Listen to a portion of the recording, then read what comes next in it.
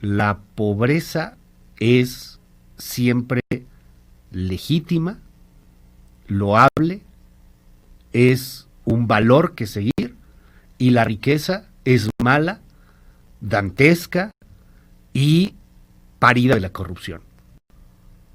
Pues creo que no.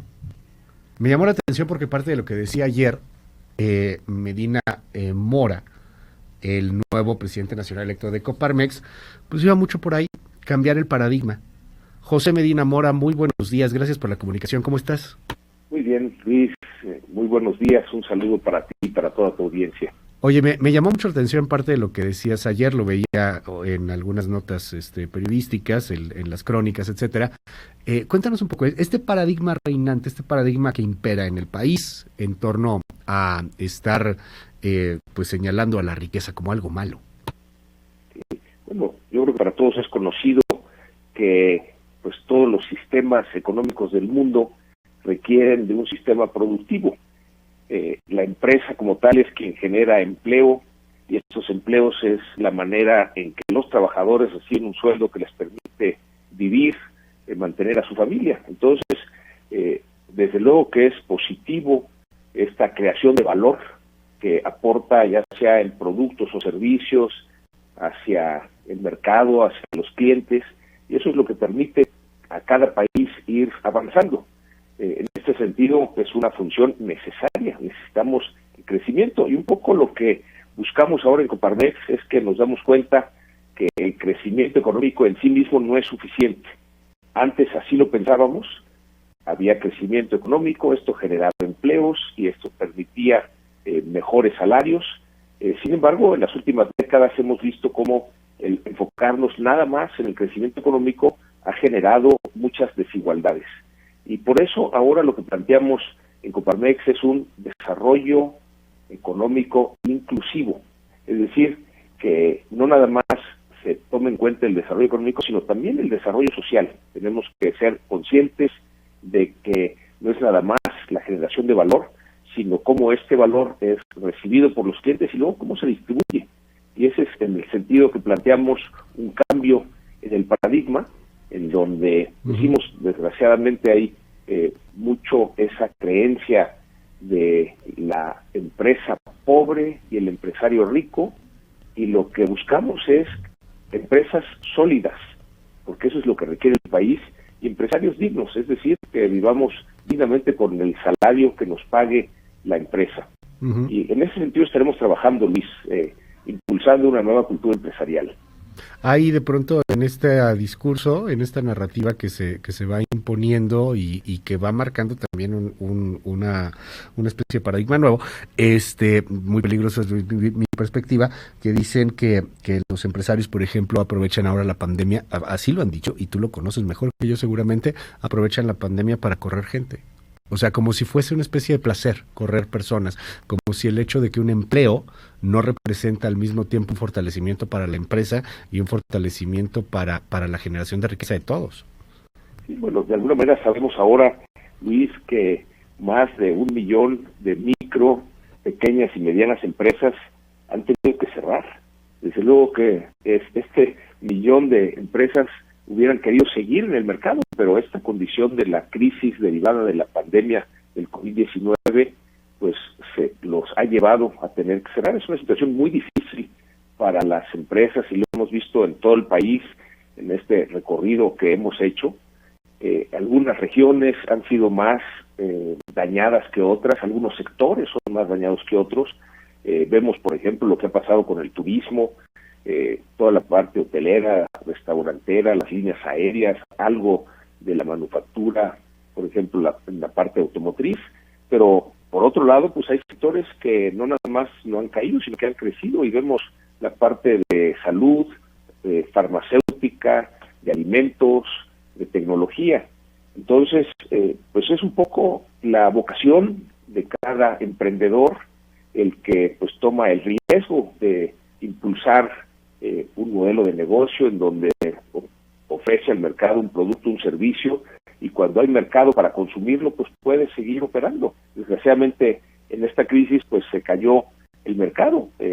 casi 10% se espera una caída en la actividad económica, y eso es lo que ha obligado a algunas empresas, ya sea a cerrar o inclusive a hacer recortes de personal. Es una situación muy crítica, como bien lo dices, Luis, no es algo que las empresas estén buscando o quisieran estar en esa condición, pero pues es una condición que nos ha llevado, y no está más en México, es en todo el mundo, es una crisis económica derivada de la crisis de salud, y que pues requiere de mucha paciencia, de mucho trabajo y de mucha innovación para poder recuperarse de esta crisis económica. Coparmex, bajo la gestión de Gustavo de Hoyos, ha sido una cámara crítica, muy crítica. Recordemos lo que sucedía hace unos días. De hecho, tuve la oportunidad de platicar con Enoc Castellanos de Canacintra, por ejemplo, cuando ante la firma de este acuerdo de outsourcing para discutirlo el siguiente año, pues surge un comunicado en tiempo real prácticamente del Consejo Nacional Agropecuario, de Coparmex y de Canacintra. ¿Cómo es la Coparmex que estás planteando, José Medina Mora, la que estará bajo tu liderazgo el siguiente año?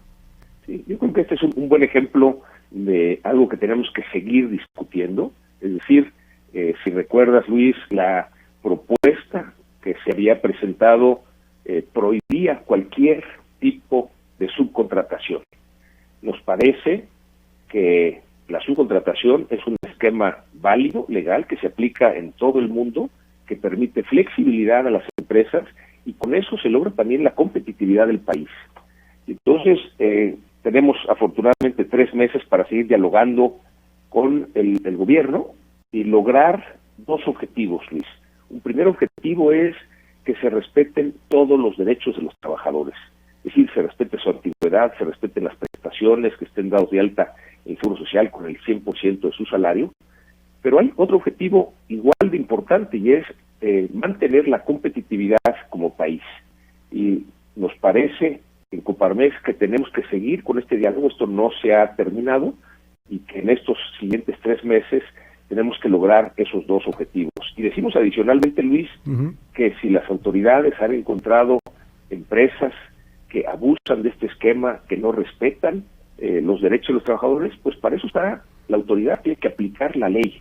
Entonces, más que de alguna manera prohibir la subcontratación, esta se tiene que regular, y en todos los casos la autoridad tiene que aplicar la ley, ¿no? Eso es lo que de alguna manera esperamos, Luis. Prohíben el outsourcing. Están también limitando, por ejemplo, las comisiones de las Afores. La ley de teletrabajo tiene algunas cosas francamente que serían irrisorias, de no ser por lo grave, ¿no? Como que el patrón tiene que pagar casi que hasta la silla y el escritorio del trabajador que está haciendo el teletrabajo, o el famoso home office. Y ahora se les ocurre, por ejemplo, en el Senado, decir que el Banco de México estará obligado a comprar los excedentes de dólares. ¿Qué país ves, oye? O sea, para la empresa a mí se me hace muy peligroso. ¿Tú cómo lo ves? ¿Cómo van a defender a empresarios ante pues esto que es real?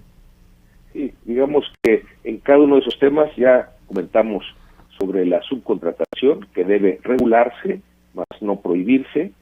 Con respecto a esta iniciativa que se aprobó en el Senado, nos parece que vulnera la autonomía e independencia del Banco de México, y hemos visto cómo en muchos países, cuando el Banco Central queda bajo las órdenes del Ejecutivo, es una manera muy fácil de que se destruya la economía. Parte de la solidez de la economía de nuestro país viene a partir de esta independencia y autonomía del Banco de México, una iniciativa que en su momento apoyamos como Coparmex y que ahora tendremos que defender. Bueno. Es muy claro que necesitamos que el Banco de México siga siendo una institución autónoma e independiente por el bien del país, por el bien de la economía del país, y que no esté supeditada a lo que diga el Ejecutivo. Y en ese sentido, Luis, pues en cualquiera de estas iniciativas de cambio, pues daremos una opinión muy clara. Cuando consideremos que va en favor del bien común, desde luego lo reconoceremos, lo aplaudiremos, pero cuando hay acciones que se tomen que no van en esa dirección, que van a dañar al país, lo señalaremos, y siempre con propuestas. Y así lo estaremos haciendo en el caso de la subcontratación, así lo estaremos haciendo en el caso de la defensa del Banco de México y de cualquier otro tema que se presente. Es José Medina Mora, el nuevo presidente de Coparmex. Asumes el siguiente año, ¿verdad? ¿A partir de cuándo? Sí, a partir del 1 de enero, Luis. A partir del 1 de enero. José Medina Mora, mucho éxito y ojalá que podamos seguir platicando aquí en este espacio. Con mucho gusto, Luis, muchas gracias por abrirnos el espacio a la opinión de compañeros. Al contrario, gracias, mucho éxito. Es José Medina Mora.